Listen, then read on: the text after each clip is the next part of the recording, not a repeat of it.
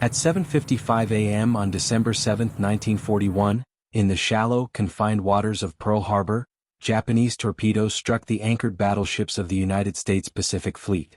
The harbor was calm. The weather was clear. Most American aircraft sat parked wingtip to wingtip along the airfields of Oahu. From the perspective of the Imperial Japanese Navy, this was not an opening strike meant to win a war. It was an attempt to delay one.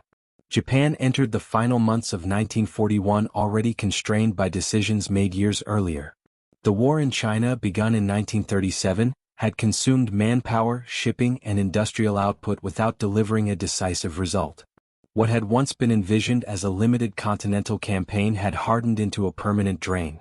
By 1940, Japan imported over 80% of its oil. Most of it came from the United States. That dependency was not theoretical. It was mathematical. In July 1941, after Japanese forces occupied southern Indochina, the United States froze Japanese assets and imposed a full oil embargo. Japan's strategic reserves amounted to roughly 18 months of fuel under peacetime usage. Less under combat conditions. No new sources existed within Japan's territory. None could be developed in time. Every major institution in Tokyo understood what this meant. Without oil, the Navy would stop. The Air Force would stop. Industry would slow, then fail. Japan now faced a narrowing corridor of time in which action remained possible. The Imperial Japanese Navy did not argue that war with the United States was desirable. It argued that delay made defeat certain. The alternative, withdrawal from China, was politically impossible. By late 1941, the decision space had already collapsed. Admiral Isoroku Yamamoto, commander of the combined fleet, understood the imbalance clearly. He had studied in the United States. He knew American industrial capacity. He knew that Japan could not win a prolonged naval war. What he believed was narrower. If Japan struck first, seized the resource-rich territories of Southeast Asia, and built a fortified defensive perimeter across the Pacific, the cost of reversing those gains might exceed American political tolerance. This was not optimism. It was a calculation under constraint. Pearl Harbor was selected not because it guaranteed victory, but because it created time. The plan required precision. 6 fleet carriers, nearly the entire striking strength of Japanese naval aviation, would sail more than 3,000 miles without detection. The force would strike once. It would withdraw immediately. There would be no second chance. On the morning of December 7th, the attack achieved tactical surprise. Battleships were hit. Aircraft were destroyed on the ground. The Pacific Fleet was temporarily paralyzed. But the structure beneath the fleet remained. American aircraft carriers were not present. Fuel storage tanks were untouched. Repair facilities survived. Within hours, what had been sunk could be raised. What had been damaged could be repaired. Japan had delayed American response. It had not removed American capacity. That distinction would take months to surface. In the weeks that followed, Japanese forces moved rapidly. Hong Kong fell. Guam was taken. Wake Island resisted, then collapsed. In the Philippines, American and Filipino forces were isolated and slowly driven back. British naval power in the region was shattered in days. For a brief period, the Japanese advance appeared unstoppable. Speed compensated for scarcity. Coordination compensated for scale. But beneath the expansion, limitations accumulated. Japan's shipbuilding capacity was finite. Its pilot training pipeline was narrow. Losses could not be replaced quickly. The United States, meanwhile, began mobilization on a scale that had no historical parallel. In 1942 alone, American shipyards would lay down more tonnage than Japan could build during the entire war. That imbalance was not immediately visible on the battlefield. In April 1942, American bombers launched from an aircraft carrier struck Tokyo. The physical damage was minimal. The psychological impact was not. The raid demonstrated that American carriers remained operational. It exposed gaps in Japan's defensive perimeter. More importantly, it triggered a response. Within the Naval General Staff, pressure grew to force a decisive carrier engagement. The objective was simple. Destroy the American carriers and the perimeter could be secured. The location chosen was Midway Atoll. Midway sat over 1,300 miles from the nearest Japanese base. It was isolated. It was vulnerable. The operation required extraordinary coordination, multiple task forces, a diversion toward the Aleutians, precise timing across vast distances. It assumed that American forces would react predictably and without prior knowledge. This assumption was incorrect. By mid-1942, American cryptanalysts had partially broken the Japanese naval code JN-25. They identified Midway as the target. Admiral Chester Nimitz, commanding the Pacific Fleet, concentrated his limited carrier strength north of the island. He did not have numerical superiority. He accepted risk. On the morning of June 4, 1942, Japanese carrier aircraft struck Midway. The attack damaged installations but failed to neutralize the airfield. As Japanese aircraft returned low on fuel, hangar decks filled with armed planes being reconfigured for a second strike. At 10:20 a.m., American dive bombers arrived. Within minutes, 3 Japanese carriers were fatally hit. Akagi, Kaga, Soryu. A 4th, Hiryu, was destroyed later that day. Japan lost 4 fleet carriers, hundreds of aircraft, and a corps of veteran pilots trained over a decade. The defeat was operational. Its consequences were structural. Japan could replace ships. It could not replace experience. The war did not end at Midway. But options narrowed permanently. In August 1942, Japanese forces occupied Guadalcanal in the Solomon Islands.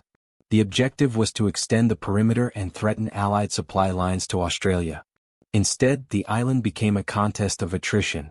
American forces landed and seized the unfinished airfield. What followed was 6 months of continuous combat. Night surface engagements favored Japan. Japanese cruisers and destroyers inflicted heavy losses. But logistics dictated outcomes. Japanese supply runs relied on destroyers operating at the edge of fuel capacity. They could deliver men. They could not deliver sufficient food, ammunition, or heavy equipment. American forces, though often tactically outmatched, were steadily reinforced. By February 1943, Japan evacuated Guadalcanal. The perimeter contracted. From this point forward, the Imperial Japanese Navy was no longer shaping the war. It was reacting to it. After Guadalcanal, the Imperial Japanese Navy faced a choice it had long postponed. Whether to contest every American advance, or to conserve strength by trading space for time.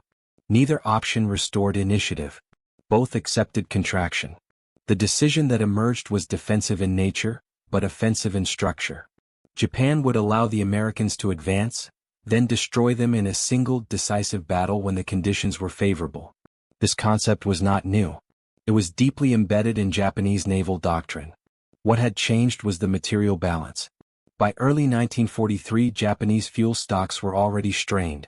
Losses in tankers, combined with restricted access to oil fields, meant that training hours were reduced. Pilots flew less. Carrier air groups practiced less. Coordination degraded quietly. At the same time, American carrier task forces grew in size and sophistication. New ships arrived continuously. Radar coverage improved. Pilot training expanded, not by shortening standards but by multiplying capacity. The asymmetry widened without announcing itself. In late 1943 and early 1944, American forces advanced through the Central Pacific. The Gilberts, the Marshalls. Each operation followed a pattern. Overwhelming carrier airstrikes. Amphibious landings. Rapid construction of airfields. Japanese garrisons fought to the end, but they were bypassed, isolated, and rendered irrelevant. The Imperial Japanese Navy waited. The next engagement, it believed, would decide the war at sea. That moment came in June 1944, as American forces moved against the Mariana Islands. Saipan, Tinian, Guam. Their capture would place American heavy bombers within range of the Japanese home islands. For Japan, this was a strategic red line. The combined fleet committed nearly all remaining carrier strength to intercept the invasion. On paper, the numbers appeared comparable. 9 Japanese carriers. Fewer American fleet carriers, though backed by light carriers and a growing reserve. What the numbers concealed was quality. Japanese pilot training programs had been shortened dramatically. Many aviators had fewer than 100 flight hours before combat. Fuel shortages limited practice. Night landings were rare. Complex maneuvers were avoided. American pilots, by contrast, arrived with extensive training and combat rotation experience. Radar-directed fighter control allowed American task forces to engage at range. On June 19, 1944, Japanese carrier aircraft launched from extreme distances. They encountered American fighters guided precisely to interception points. Wave after wave was destroyed before reaching target. The imbalance became unmistakable. By the end of the second day, Japan had lost over 400 aircraft. American losses were minimal. The Battle of the Philippine Sea did not simply defeat the Japanese carrier force. It removed it as a functioning instrument. Carriers remained afloat. Pilots did not. After the battle, Japan could no longer project air power at sea. What remained was surface strength and one final strategic hope. If American invasion forces could be struck directly, before establishing secure lodgements, losses might still alter political calculations. That opportunity appeared in October 1944. American forces landed on the island of Leyte in the Philippines. The operation threatened Japan's remaining sea lanes to Southeast Asia. Without those routes, fuel deliveries would collapse entirely. The Imperial Japanese Navy responded with its most complex plan since Midway. Multiple task forces would converge on Leyte Gulf from different directions. A carrier group, nearly devoid of aircraft, would act as decoy. Its purpose was explicit. Draw American carriers north, away from the landing beaches. Then surface forces, battleships and cruisers, would strike the invasion fleet. The plan acknowledged reality. Japanese carriers were no longer weapons. They were bait. The Battle of Leyte Gulf unfolded across several days and hundreds of miles. Japanese forces achieved moments of tactical surprise. In the Battle of the Sibuyan Sea, American air power sank the battleship Musashi. In the battle off Samar, Japanese surface ships unexpectedly encountered lightly armed American escort carriers. For a brief interval, the outcome was uncertain. But coordination failed. Command decisions were delayed. Signals were misinterpreted. Fuel limitations restricted maneuver. American forces, though disorganized at moments, retained overwhelming depth. By the end of the battle, Japan had lost 4 carriers, 3 battleships, 10 cruisers and numerous destroyers. The United States lost no capital ships. Leyte Gulf was not merely a defeat. It was the end of the Imperial Japanese Navy as an operational force. After October 1944, remaining Japanese warships were immobilized by fuel shortages. Training programs collapsed. Shipyards were increasingly vulnerable to air attack. The strategic focus shifted from maneuver to delay.